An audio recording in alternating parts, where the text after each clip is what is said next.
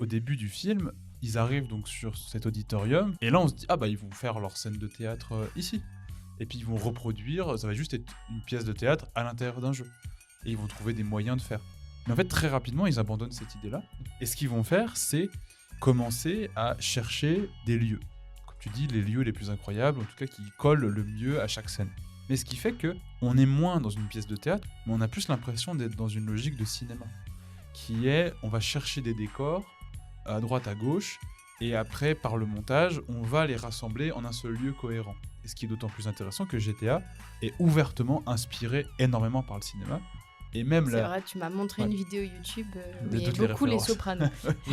Et même la carte est pensée pour à la fois faire penser à des lieux de cinéma, à des films connus, et aussi pour inspirer des gestes de cinéma aux joueurs qui vont faire « Ah regarde, je vais refaire comme dans l'impasse de... » je sais pas, c'est le premier qui me vient, de Palma. « Oh, je vais refaire la scène de Hit, parce qu'il y a cette bijouterie, elle ressemble.